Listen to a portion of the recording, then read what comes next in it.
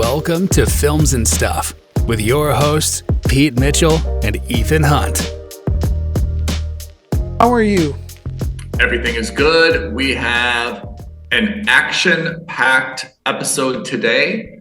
We are talking about stream or skip, where each week we give each other a series to watch on one of our platforms, and then we report back to our audience whether or not it is worth watching or whether it should be skipped.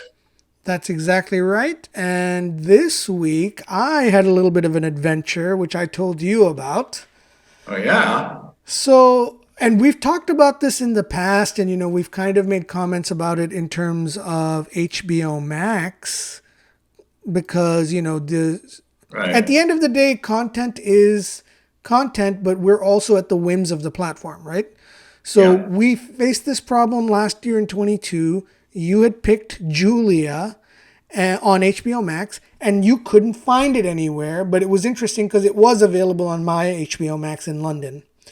And we were going berserk because you were swearing to me that Julia was a show like prominently featured on the main page of HBO Max. And I was swearing to you saying, Pete, I'm not blind, but I'm telling you right now, I cannot find it. It's not there. And we were both totally bamboozled about what was going on, right? It was driving us nuts, and it was making us question our sanity, right? And each other. It almost drove us apart. Totally. And I blame Warner Media for this. HBO. Yeah. So interestingly enough, this is exactly what's happened to me this week, and not once but twice. Right. So I last week was randomly assigned a show called Salem, which, we assumed was about either the cigarettes or either about the Salem witch trials, whatever it was. Or both. Maybe that's how the cigarettes started. Maybe that's how they lit the bonfires, right? So I wasn't super, the name didn't do anything for me, but I was like, all right, it's fine. And it's on Netflix, so I thought it would be an easy watch. Looked it up, down, left, right, everywhere I could not for the life of me find it. So I Googled it, and I found out that last year Netflix pulled Salem from their platform. And I said, okay, that's fine. Maybe it's moved on to another platform. And there's a website service in the UK called Just Watch. And essentially, you can type in this any movie or TV show, and it'll tell you on what platforms you can stream it on. That's a useful service. It's very helpful. It's incredibly helpful. And if it's not available on, video on demand or streaming on demand, usually it'll say, it's not available on a platform, but you can buy season 1 on Amazon or through Apple TV or something like that, right? All right. Salem, not available in the UK anywhere, including I couldn't buy it on Amazon or on Apple. Super weird, isn't it? Where does the series go? It has to be somewhere. That's my point. So that was the question I had is what? So what? This is like the graveyard of content. I mean, once it's made, it's made. Yeah. There is hardly any variable cost attached to uploading your content that's already made. So I didn't understand that. So I said, okay. If you own, if you're the producer or whoever owns that IP, you obviously have an incentive to put it somewhere, right? As many places as possible, at least, right? So I said, okay, fine, forget about it. It's a one-off, no problem. I rolled a random dice roller, and I got assigned The Never on HBO Max. And guess what? Yeah, The Never. I hadn't heard of it. You'd put it on my list. And that's guess what? That title is definitely worth the discussion. Right. But I see where this is going. Tell us. Guess what? Also not available on HBO Max. So then I was like, maybe it's a regional or a geographic thing. No problem.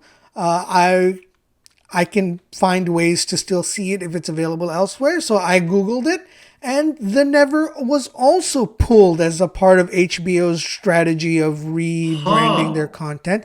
And I can't find it anywhere either. Okay.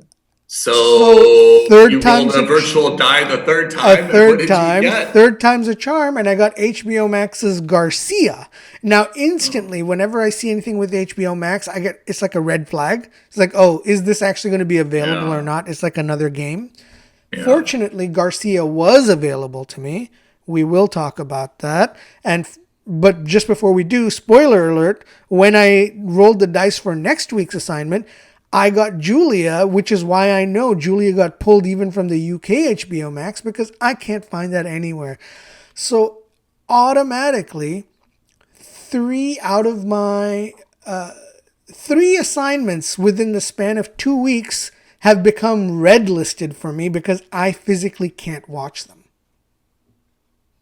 Yuck. Yeah, it's a problem. Look, I don't know what the solution to this is, but for those of our listeners and, our general audience, Yeah. this is why we have when we do our reviews at the year end, we also tell you about the library. And this is why we say the library is a year-to-year thing. It is not something that once it's in the library, it's in there forever, because clearly that is no longer the case.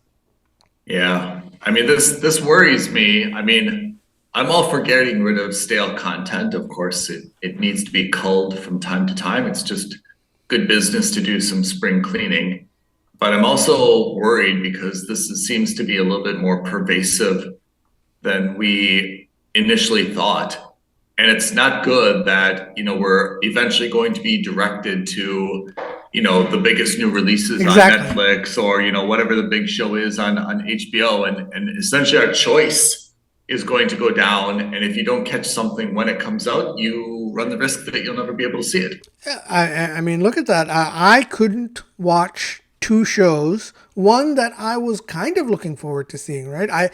I like the Julia Child story. I would have been very keen on seeing that biopic or that series on HBO Max, but that is not an option for me.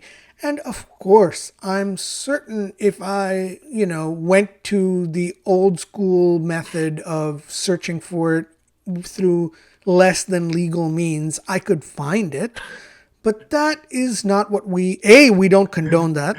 And we do not. Disclaimer. And B, we're adults now. Like, this is the kind of stuff that we might have done when we were in college, when we didn't have $10 to our name we're per month. Adults now.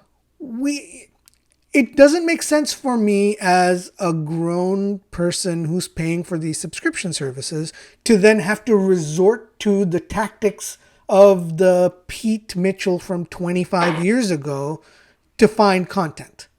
Yeah. It just doesn't make sense to me. So anyway, that's just my caveat. That's my word of warning to our listeners to, Lesson of the day. Lesson of the day. I'm not sure what the lesson is, but it is a lesson somehow. I think the lesson for me is, if you see something on your platform that, may not be necessarily the oldest thing, but you're interested in watching it, watch it when you can immediately. Don't wait for it. See it, watch it. That's right. Anyway, that's my So you got Garcia. I had Garcia. Indeed. Can I guess what it's about? Please. I have no idea. Yeah. I'm going to guess it's a comedy about a cop and his family. Okay, so you're not a billion miles off, but you are also, when you hear it, you're going to go, what? Mall cop. All right, so also would have been funny, but not quite. So Garcia, as the name may imply, or at least certainly does, is actually a Spanish language show. Okay, and Makes sense. It's set in Madrid. Okay. And the first episode, a majority of it actually takes place in Cold War era 1960s. And the show is, at least that first episode, or a majority of that first episode, was in 4:3 aspect ratio, black and white. And it's about a Spanish super secret agent and his sidekick, Ortiz. So think of James Bond, think of The Man from U.N.C.L.E., that kind of thing. It looked like a spy series program. Huh. And you could tell that they made a lot of effort to make it look like it. So like the video was slightly grainy. It was obviously black and Yeah. white.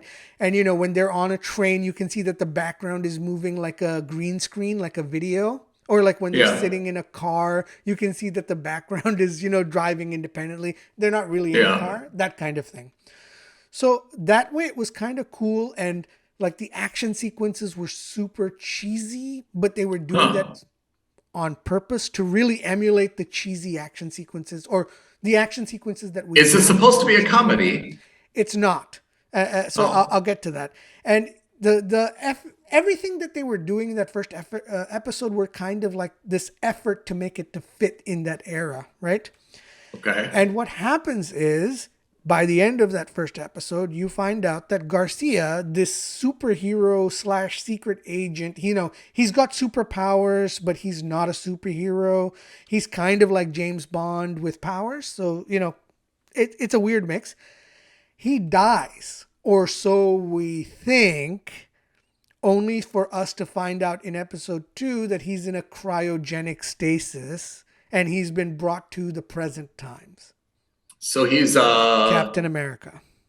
I was gonna say Austin Powers. Oh, yeah. Actually, correct. Yeah, this is like a serious version of Austin Powers and a more campy version of James Bond and the Man from U.N.C.L.E. and Captain America all mixed into one. All right. And so in modern day, the premise is that a presidential candidate in Spain has been kidnapped. A young reporter who's on the verge of getting fired from her internship at some newspaper is looking for a big break. She accidentally is given information about Garcia and she's given his location. She unfreezes him and brings him back.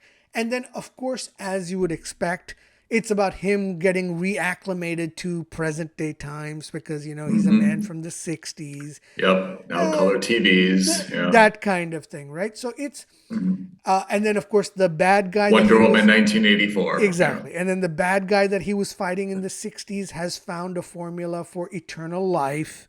He's created this Frankenstein's monster style bad guy villain that's his son, and they're still alive in 2020, and they're causing a lot of havoc and problems.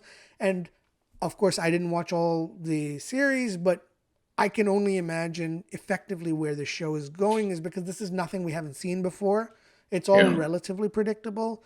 Clearly, it's going to be about a man who's out of time, but that's exactly what the world needs right now is someone with the sensibilities of a superhero from the 60s to find and eliminate the bad guy, that kind of thing.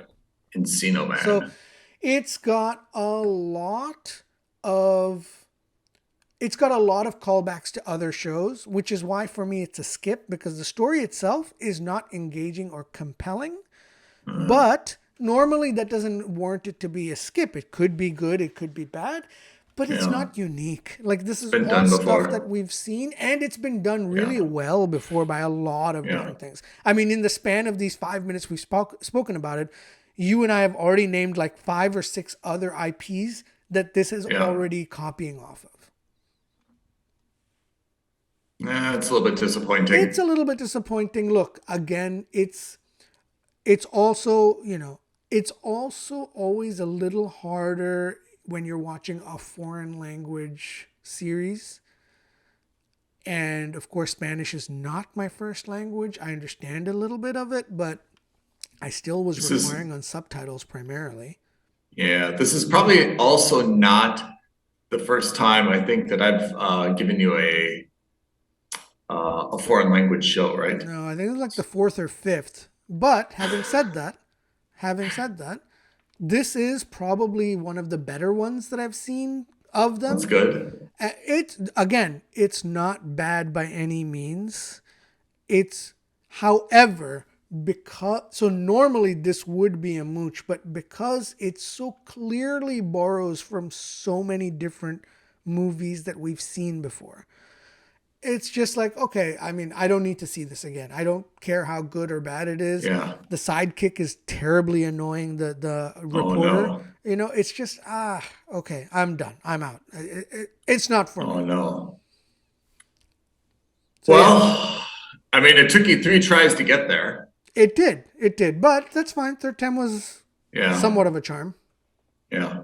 But I mean, I understand. I mean, that can be like super annoying that you've got to like do it again and again and again. Yeah. Yeah, but that's okay. Look, unfortunately, I get the sneaking suspicion that we are going to have to make our lists a little bit more robust, not just in terms of Yeah. quantity, but also in terms of, hey, this could theoretically be a show that will never be seen again, at least on a platform. So we need to figure out a way to maybe prioritize it or not. So, for example, I would go so far as to say, and this is actually an indictment on Warner Media, anything that's on our list that's from HBO Max is probably something I would say, hey, we should probably bump up in the priority list if it's a show we want to see. I mean, that maybe that's a good point that, that list isn't that outdated. I think we made that probably before the end of 2022 in preparation for, the turn of the new year. Yeah. But I agree. Maybe we need to, rather than rolling the virtual dice, we just kind of need to prioritize them so that some of these things that we've identified don't, go out of stock or don't go off platform. Yeah. Yeah. And I think we're going to see a lot more of that on HBO Max's side. Yeah. Before the end of this year, only because this is the year that they're planning on their, physical merger of assets between Warner Media and Discovery. So something to think about. We'll discuss it offline for our listeners. We'll spare our listeners, but it is food for thought. Yeah. Anyway, so Garcia is a skip from me. All right. And you found it on HBO though? I did find it on HBO. All right. So I had something on, it's a BBC show, but it's on Netflix called White Gold. And I can't remember if we played the game last week where we try to guess what the show is about based on the title. Did we do that? We did not. And I cannot for the life of me tell you what it's about. Unless it's a reality show about like either panning for gold or about like some kind of jeweler. I have no idea. You will never guess this one. It is about window salesmen in the UK, specifically in Essex. You're from London. Where is Essex? For our listeners who don't know where Essex is, including myself. It's in it's east of for London. Our hosts and listeners. It's where? East of London? Yeah. All right. So this is set in the 80s. So very similar. If you liked Wonder Woman 1984 in terms of the costumes and the culture, you will like White Gold because I think it's actually supposed to take place in 1983. In Essex, the main character's name is Vincent. He is kind of like in his, let's say, late 20s, has a beautiful wife, has a child. He has a very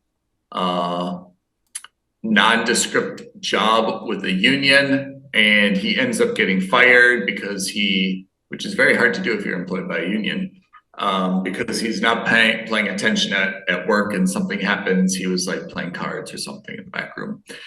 And he finds a job. He's looking all over the place for his next job.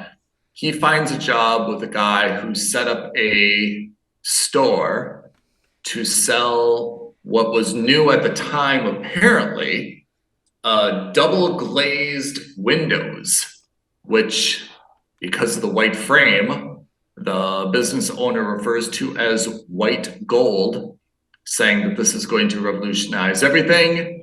And that basically he's the first distributor of this revolutionary aluminum product in the UK. And basically the whole country is theirs for, the sale and installation of these new windows. Vincent, this is a comedy, by the way. So Vincent, of course, is a little bit skeptical. And then he pulls off something. Remember The Wolf of Wall Street, where DiCaprio goes into kind of like this penny stock place? Yeah. And these guys are like kind of struggling to like BS their way through, kind of some sales of very small quantities. And then DiCaprio's character goes in and has like this just very dramatic phone conversation where the guy ends up buying like $8,000 worth of like this worthless stock, right? Yeah. So Vincent, the main character, does something very similar. There's like a couple, like husband and wife, like looking in the store. It seems like they're just kind of like browsing. They have no intention of buying anything. And Vincent's basically his test to see if he'll be hired is to go sell windows to this couple. And he does a very similar Wolf of Wall Street type sales pitch. And in fact, at one point, he's explaining how strong these windows are. He kicks the window and it breaks. He's like, do you see like the crap that our competitor makes? And it's actually their own window. And he ends and he's like, your son could have like ran through this window. He'd be mauled. He'd die. He would have bled to death. Why would you, if you love your son, why would you ever, like take a second-rate window and so forth? He makes a sale, and then he quickly moves up, and he becomes kind of like the manager of this place. And he's got two people under him, a very, very greasy, dodgy guy who can sell anything, and a very nice, decent, honest guy who can't sell anything. And the show is, just a compilation of their different issues, right? Someone's husband gets mad because he thinks that, they ripped off his wife. There's this issue. There's an issue that they want a company car and negotiating bonuses. There's all sorts of office drama. So let's summarize where we are with this. It's fine. If you mooched it, I wouldn't think that that's bad, but to be honest, it's a skip. There's really no reason if you've got a friend that you would need to go over to their house, borrow their password just to watch this. It has some funny elements to it. If you liked The Wolf of Wall Street, if you liked, kind of the British Office than the American Office, but it has this kind of type of humor, which is a little bit off color, a little bit. Of course, this is the 80s, so things were not politically correct.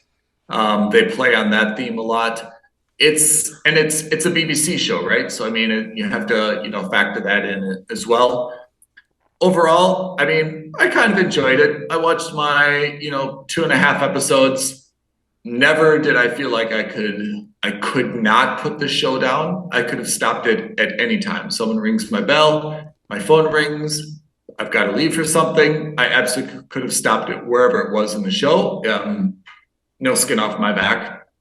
But while I was watching it, the outfits, the cars, the mustaches, all this kind of stuff is kind of okay.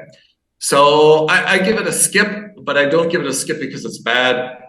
I give it a skip just because I don't think it had really anything that like kind of kept me engaged. But I have to say, if you really loved The British Office, if you really loved, Wolf of Wall Street, those are kind of comparisons in terms of the style and genre and humor type. I could see like if someone said they really love the show, I wouldn't think less of them, but I think that 2 seasons, it's probably run its course. This would probably be a candidate at some point, to be removed from Netflix platform as well.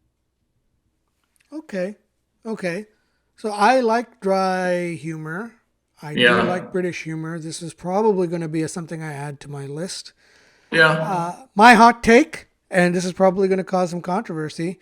You say it's set in the 80s, but, Essex is a little bit backwards. I wouldn't be surprised if it was set in present day, and it just looks like 80s. Yeah. I mean, it's overtly set in the 80s, but I take your point, which is Essex may not have changed. It sounds like so much in the past 40 years, but I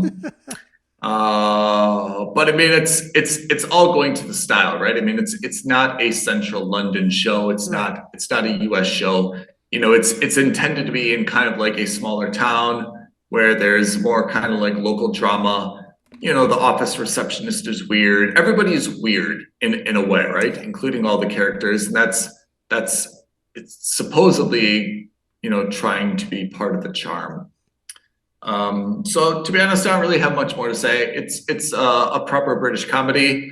You will either like it immensely, but I think the majority of people will be like, meh, kind of one or two funny things in there, but not really my style. Okay. Well, I'll check it out for sure. But last week, was it last week? You had a show on Netflix called The Inside Man. Oh yeah, that was a couple weeks ago. Yeah. A couple weeks ago with the Tooch. Yeah. And you gave it a pretty compelling review. And I think you went so far as to say that I would quite like it. Yeah, I gave it a mooch, and I said that Yeah. I think you would enjoy it because the premise Yeah. was quite interesting. Yeah. So I watched the first episode. I'm probably a minute away from the credits on the first episode.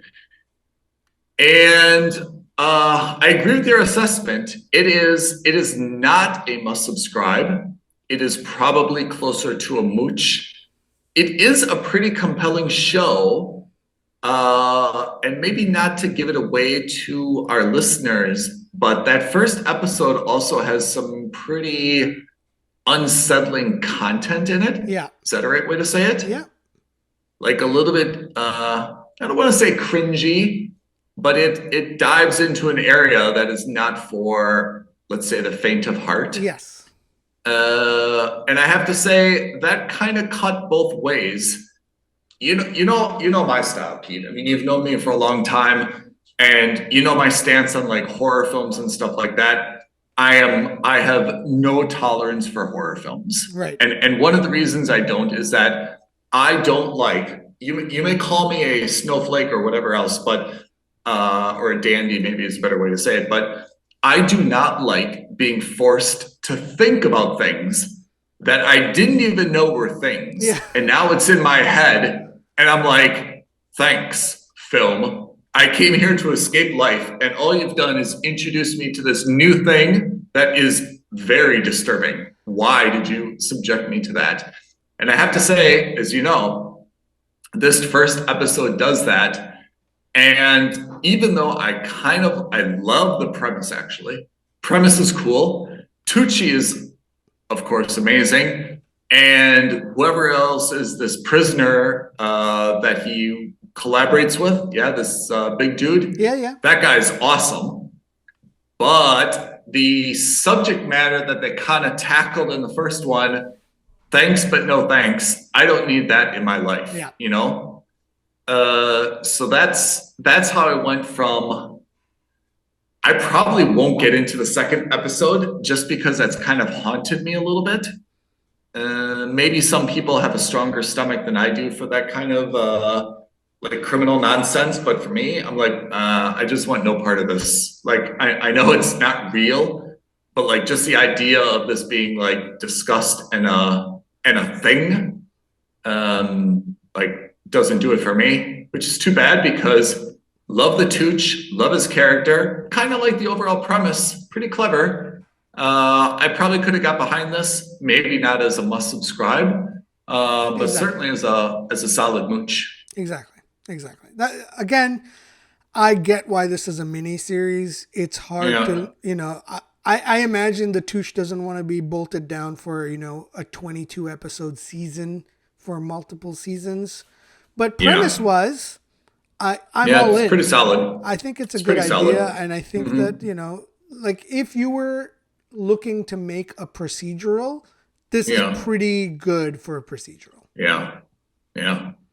I mean, we can get into, or let's not get into the practicalities of a prisoner being afforded such liberties, right? Who's on death row. That seems to be a little bit on the unrealistic side. Yeah. But I mean, I kind of take it for what it is.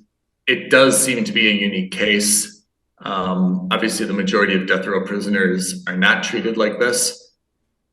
But I have to say, it was pretty solid. I was definitely engaged for the whole episode, but there was some cringy stuff in there. And at the end, I'm like, I don't need more of this in my life.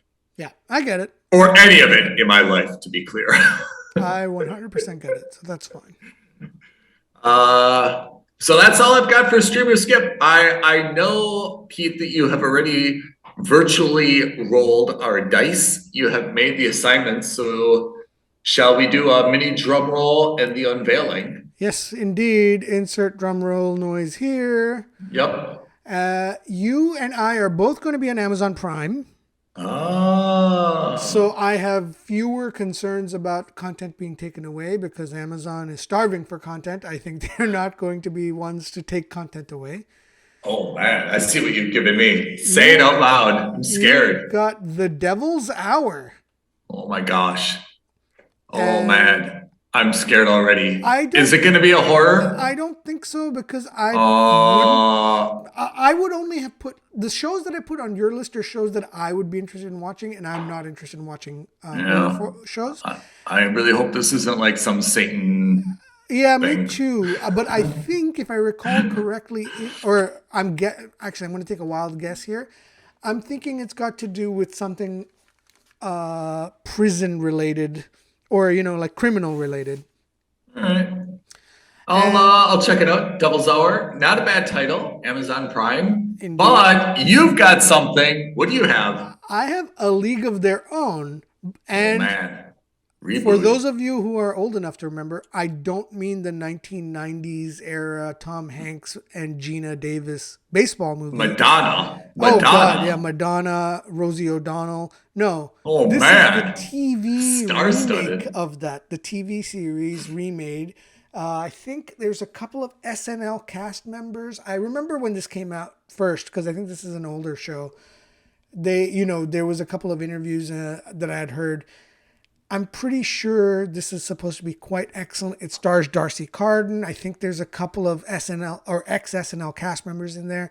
I'm excited because I like sports movies in general. So it's a sports series, so that should be fun. And B, I actually really like The League of Their Own, the movie.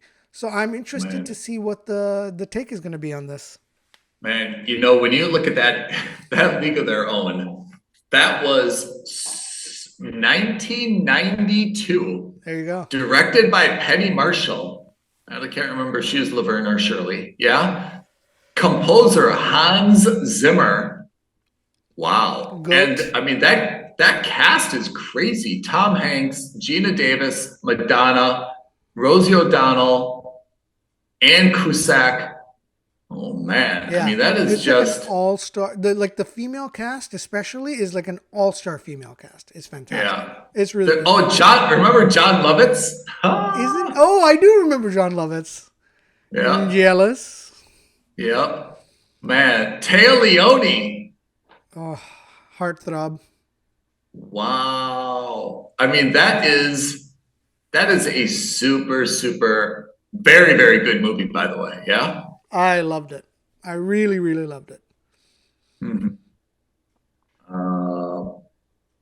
Super good movie. Okay, so let's see what the series is like. Indeed, I'm looking forward to it. I'm probably gonna watch the whole series, not just limit myself to the two, or the 2 episodes. But I will keep you guys all updated, and we will touch back with you next week when we have watched these.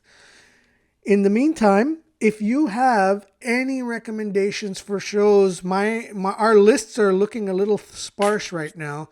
Do us a favor, drop us a comment, like this video, subscribe to our podcast, subscribe to the channel, let us know. Aloha at filmsandstuffpodcast.com, or tweet at us at FNS Podcast, or DM us on Instagram at Films and Stuff Podcast. Give us more stuff to watch. Don't be a stranger. Be a contributor. All right. Oh, that's inspiring. Thanks, Ethan. Thanks, everyone. Keith, thank you. And we will catch you next week for another episode of Films and Stuff with our stream or skip segment. All right. Thanks, everyone. Bye. Thanks, everyone. Bye now. Thank you for listening to another episode of Films and Stuff. If you haven't already, please subscribe and review on Apple Podcasts, Spotify, or wherever podcasts are downloaded. Films and Stuff. There is no substitute.